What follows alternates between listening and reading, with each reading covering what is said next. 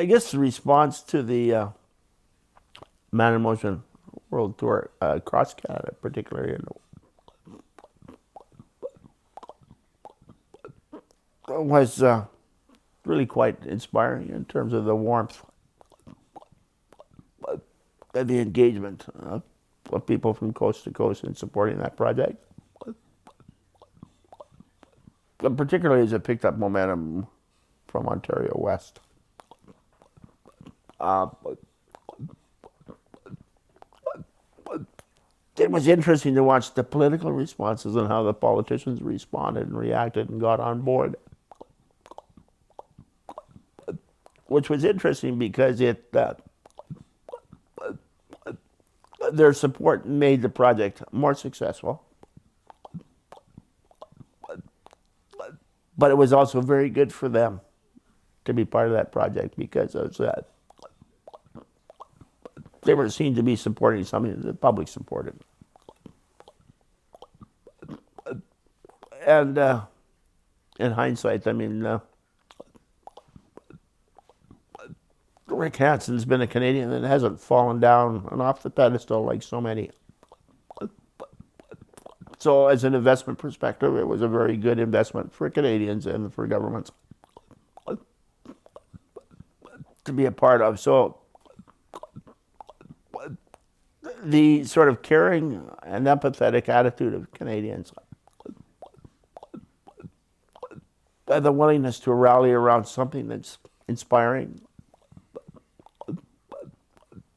I think is it's good to know that that exists in this country. But in terms of Canadian identity,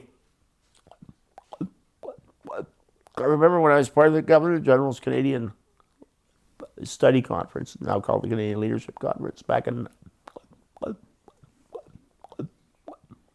1991, we grappled with Canadian identity. And I think the fact that we grapple with it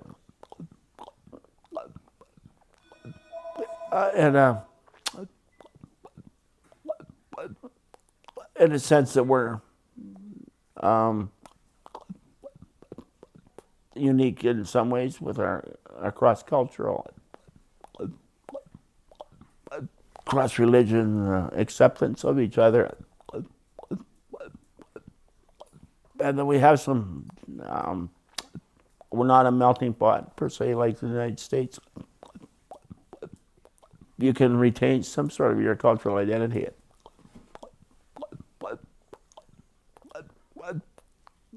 I think that makes Canada interesting and respected. There's a fragility that comes with that because I think we have a tremendous responsibility to continually monitor that. And there's a danger that if we don't continue that respect for one another, that cultures that clash overseas could wind up clashing here. And in the process, we could destroy what allows Canada to be Canada. But I think our empathy, our caring, and even though we get criticized for sometimes being inefficient or lacking productivity, or we don't turn out as many widgets as the country next to us, or whatever it is, I think if you look at what's going on these days,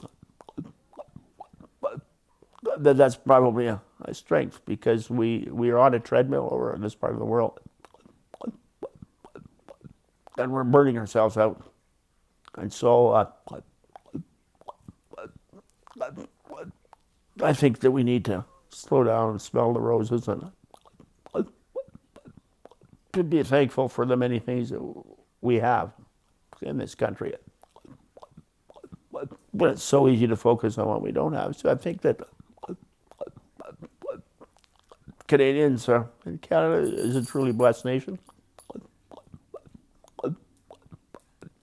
I'm not sure that our political leadership on a federal stage is always appreciates what we have in this country and why it needs to be preserved for the reasons it does. But I think that until recently anyway, our sort of international reputation and respect is a measure of why Canada was really, I guess, the country to look to for international leadership. So I think the things that sometimes can be pointed to our weaknesses are our strengths. But I think life's about an ongoing diligence of monitoring behaviors and how you conduct yourself. And I think in order to protect what Canada has and is, we need to continually do that. So stand on guard for thee, but not necessarily with rifles and guns.